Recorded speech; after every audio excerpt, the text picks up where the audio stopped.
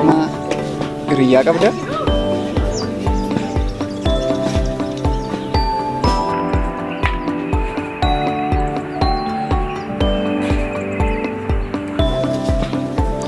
Yeroo biraas amma keedii.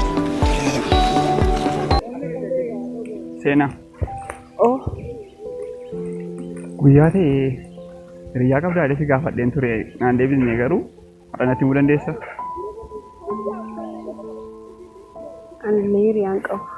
Dhugaa? Dhugaa. Kastaanaa carroomaan si otoo hin taane anadhaa jechuudha.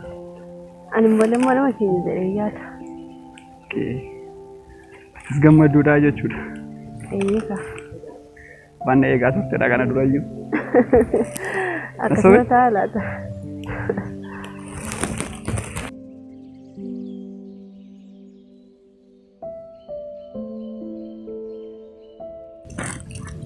Akka kana dura dhageetti dhiironni baay'een akka isaan si gaafachaa turanii fi si jaallachaa turan kana dura dhageera.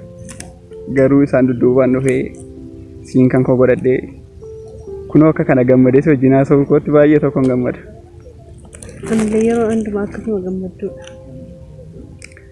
Kanaaf waan carroomaadha jechuudha. Anillee akkasuma. Si jaalladha. Anillee siin jaalladha. Garuu beekii waan tokko si himu. Rakkoon koo.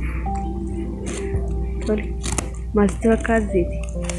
Ijoolleen tokko tokko jaalala ijoolleetti naafanii ijoollee meeqa walitti naqaa oolu. Nuunis immoo jaalala keenyatti naafanii walitti nu naquu danda'u.